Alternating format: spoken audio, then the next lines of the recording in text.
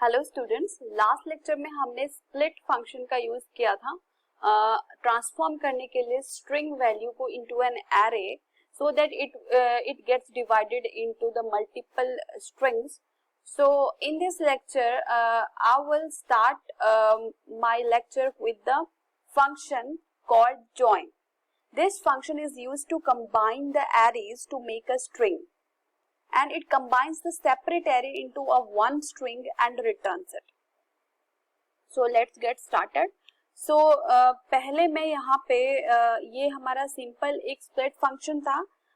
अब मैं एक इसी को ही यूज कर लेती हूँ. सेम फंक्शन को मैं यूज कर लेती हूँ जॉइन के लिए. इसके लिए मुझे क्या करना पड़ेगा, इसके लिए मुझे एक स्ट्रिंग यूज कर लेती हूँ. मुझे फुल स्ट्रिंग प्रिंट करना है, नॉट द सेपरेटेड वन. तो मैं यहाँ पे फुल यूज कर लेती हूँ और मैं जॉइन फंक्शन का यहाँ पे यूज करूंगी, जिसमें फर्स्ट पैरामीटर होगा आपको डिलिमिटर देना पड़ेगा. Here the delimiter is space. और हमें अपने एरा जो एरे है वो हमें एज अ इनपुट लेना पड़ेगा. हमारा एरे है str. आप देख सकते हो यहाँ पे स्प्लिट के केस में हमें ट्रांसफॉर्म करना था स्ट्रिंग इनटू एन एरे. तो हमारा पैरामीटर जो सेकंड पैरामीटर था वो हमारा स्ट्रिंग था, ठीक है, और हमें उसे एरे में बनाना था, कन्वर्ट करना था. इस केस में हमें ट्रांसफॉर्म करना है. We have to transform array into strings. So इस केस में जो हमारा इनपुट होगा वो होगा एरे और हमें उसे एक स्ट्रिंग में कन्वर्ट करना है, ठीक है. तो अब हम इसको प्रिंट कर लेते हैं. If you want to print it, dollar string, हमारे पास स्ट्रिंग है, हमारा वेरिएबल का नेम क्या है, str फुल है, तो हम str फुल यूज करेंगे और इसको प्रिंट करवा देंगे. अब आप इसको रिजल्ट को चेक कर सकते हैं.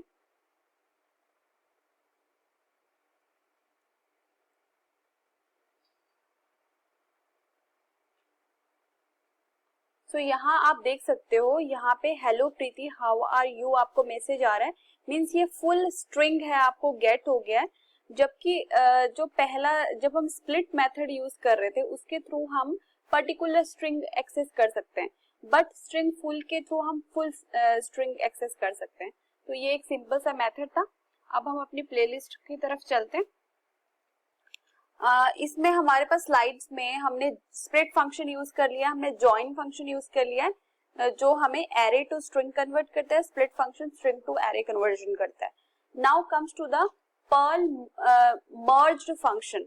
मर्ज function is used to merge together a string, a single string and remove all the commas in between. Means ये हमारे पास एक मर्जिंग फंक्शन है जो टू एरेज को मर्ज करता है, ठीक है. अब अगर हम दो एरेज को मर्ज करेंगे तो उसमें जितने भी कॉमास हैं वो भी ऑटोमेटिकली डिलीट हो जाएंगे. तो हम ये ऑपरेशन परफॉर्म करते हैं. अब एक न्यू एरे ले लेते हैं. सपोज हम ले रहे हैं एरे 1. ओके, एरे 1 क्रिएट कर रही हूं मैं. इसका नाम रख लेते हैं ARR1 रख लेते हैं. अब इसको क्रिएट करने का आपको तरीका पता है. सपोज मैंने एक मैसेज लिखा है, girl in front of me. और एक मैं सेकेंड एरे क्रिएट कर लेती हूँ, array 2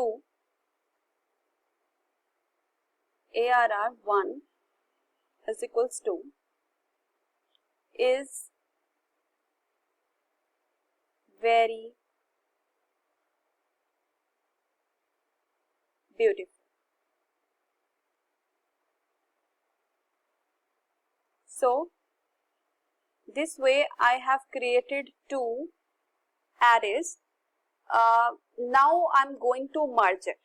Okay, merging both array 1 and array 2. Okay, so I will use the method merge. Okay, so आप यूज करोगे @merged. This is the name of the method. और then you will use @arr1 @arr2.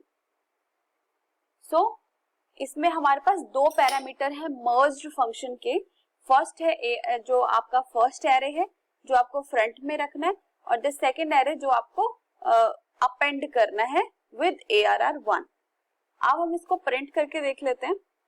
Print, अब हमारा जो दोनों array वो मर्ज होके किसमें आ गया, मर्ज एक थर्ड एरे में. ठीक है, मर्ज. सो नाउ ये हो गया है कंप्लीट. अब हम इसको प्रिंट करके देखते हैं.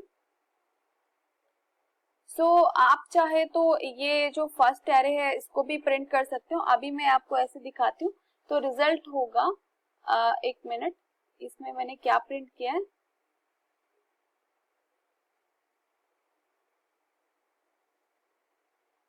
इस प्रोग्राम में हमने यहाँ पर एरे का नेम चेंज नहीं किया, ये सिमिलर एरे में ही ओवरराइट हो गया, इसीलिए हमें आउटपुट सिर्फ इज वेरी ब्यूटीफुल दिखाई दे रहा था. तो हमें यहाँ करना है array2. अब हम इसको रन करते हैं. आप यहाँ देख सकते हो girl in front of me is very beautiful. तो हमें एक मर्ज्ड एरे दिखा है. आप चाहे तो इसको डिफरेंट मतलब इसको अलग अलग तरीके से मतलब array1 प्रिंट कर सकते हो पहले, और array2 प्रिंट करके इसको चेक कर सकते हो. array1. ओके, सो ये था कि हमारे पास जो array1 है उसका आउटपुट आपको देखना है.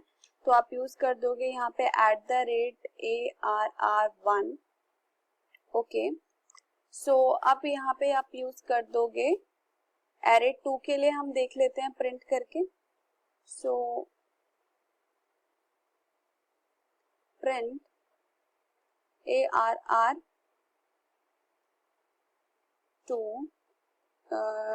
colon @arr2. ओके, सो इसमें हम नेक्स्ट लाइन भी ऐड कर लेते हैं. आप चाहे तो सेव फंक्शन भी यूज कर सकते हो. सेव फंक्शन से ऑटोमेटिकली नेक्स्ट लाइन आपके पास ऐड हो जाएगी. तो आप यहाँ देख सकते हो array1 था girl in front of me, array2 is a very beautiful, and the array3 is girl in front of me is very beautiful. This is the, so in this program array1 and the array2 are merged into a one single string and then printed.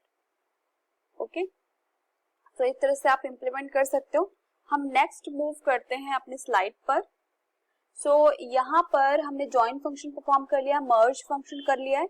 Next हम move करते हैं sort function पे कि आप Perl में sorting कैसे perform करोगे. तो हम नेक्स्ट अपने एडिटर पर फिर से चलते हैं और हम यहाँ पे एक सॉर्टिंग का प्रोग्राम इंप्लीमेंट करते हैं. ठीक है, how to define sorting operations. So first हम यहाँ पे कर लेते हैं define array.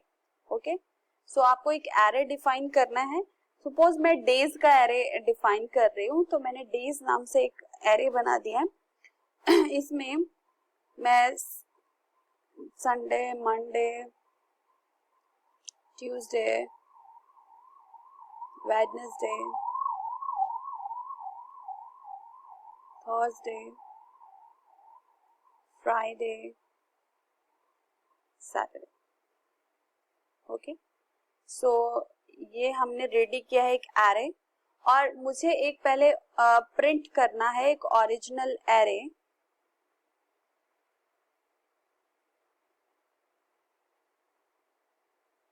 So original array है मेरा डेज वाला एरे. सो मैं इसको प्रिंट कर रही हूँ. ओके, मैं इसको रेडी कर लिया. अब नेक्स्ट हम करते हैं सॉर्टिंग फंक्शन परफॉर्म करना है हमें, सॉर्टिंग फंक्शन. सो सॉर्टिंग एरे. नेक्स्ट हम फिर से यही फंक्शन यूज करेंगे डेज का. तो अब जो सॉर्टिंग हम फंक्शन कर रहे हैं, सॉर्टिंग फंक्शन के लिए हमारे पास फंक्शन होता है सॉर्ट. फंक्शन होता है इसमें हमारे पास सॉर्ट. अब इसमें हम अपना एट द रेट डेज, जो एरे आपको सॉर्ट करना है वो array as a parameter use होगा, यहाँ पे आर्गुमेंट यूज होगा और ये ऑटोमेटिक क्या हो जाएगा, सॉर्ट। ठीक है, अब हम इसको प्रिंट करके देखते हैं। प्रिंट, सो सॉर्टेड एरे होगा हमारा एट द रेट, जो भी हमारे पास डेज में रिजल्ट होगा वो ऑटोमेटिकली सॉर्टेड रिजल्ट ही होगा। ठीक है, सो हम इसको प्रिंट कराते हैं और इसको सेव करते हैं। ठीक है, सो आप यहाँ देख सकते हो ओरिजिनल एरे है वो है Sunday Monday to Saturday and the sorted array will be Friday Monday. अब इसमें जो क्या हो रहा है इस प्रोग्राम में, we have printed both the original and the sorted array और this array is sorted in the alphabetical order. ठीक है, so it will start with A, but there is no day start with A, so it will first start with F and then M, then S and then S, then T and then W. so इस तरह से ये जो alphabetical order है उसमें ये हम sort हो जाएगा। ठीक है, तो इसी तरह से आप नंबर्स भी सॉर्ट कर सकते हो। ये आपका असाइनमेंट है कि आपको 1 to 10 रैंडमली कोई भी नंबर आपने अनसॉर्टेड दे देना और उसको बाद आपने सॉर्ट करके उसे प्रिंट करवाना। ये आपका असाइनमेंट है जो आपको इम्प्लीमेंट करना है। ठीक है, सो हम नेक्स्ट मूव करते हैं अपने स्लाइड की तरफ। नेक्स्ट हम मूव करते हैं पर्ल एरे विद लूप्स। तो इसमें जो हमारे पास एरे होता है पर्ल में, हम उसको उसके एलिमेंट्स को एक्सेस कर सकते हैं inside a loop, using a loops we can access array elements। तो इसमें जो एरे के साथ यूज होने वाले लूप्स हैं वो है for each loop, for loop, while loop and until loop. तो हम इसका एक कुछ इम्प्लीमेंटेशन करते हैं। हम फॉर ईच लूप, हमारे पास जिसने पीएचपी प्रोग्राम्स किए होंगे, पीएचपी लैंग्वेज जिसने इम्प्लीमेंट की होगी उसने फॉर ईच लूप के बारे में पढ़ा होगा। ठीक है, तो हम ये प्रोग्राम इम्प्लीमेंट करते हैं फॉर ईच लूप से रिगार्डिंग कि हम एरे को फॉर ईच लूप के थ्रू हम एरे एलिमेंट्स को कैसे एक्सेस कर सकते हैं। ठीक है, तो फॉर ईच लूप, अब क्या होता है कि जो फॉर ईच लूप है उसमें हमें कंट्रोल वेरिएबल डिफाइन करना पड़ता है, पर उससे पहले हम कुछ एक एरे डिफाइन कर लेते हैं। सपोज हम नंबर्स का एरे डिफाइन कर रहे हैं। ठीक है, तो मैं आपको एक बात बता दूं कि आप नॉर्मली आपके पास बहुत सारे तरीके होते हैं एरे डिफाइन करने के लिए। आप यहाँ पे एलिमेंट्स लिखोगे सेपरेटेड बाय कॉमास, आप यहाँ पे डाल सकते हैं। बस उसके अलावा अगर आप नहीं करना चाहते ऐसे तो आप QW डाल दीजिए, ये एक कैरेक्टर सेट है और आप डायरेक्टली जो अपनी वैल्यूज हैं उनको सेपरेट कर सकते हो by comma, means by space. So तो इस तरीके से इस QW का मीन्स है कि कोट वर्ड्स। तो जो 10, 20, 30, 40 आपके जो स्ट्रिंग्स हैं वो ऑटोमेटिकली कोटेड हो जाएंगे, मीन्स सिंगल कोट से वो कोट हो जाएंगे ऑटोमेटिकली और you can easily access the particular element like 10, 20, 30 strings में आप उसे एक्सेस कर सकते हो। ठीक है, सो अब हम लगाते हैं for each loop. So for each loop आपको पता है, फॉर ईच लगाओगे, सिंटेक्स है, उसके बाद आपको यहाँ पर देना पड़ेगा डॉलर। ठीक है, अब आपको यहाँ पर देना पड़ेगा कंट्रोल वेरिएबल। ठीक है, कंट्रोल वेरिएबल वो होता है जिसके थ्रू आप एरे एलिमेंट्स एक्सेस कर सकते हो।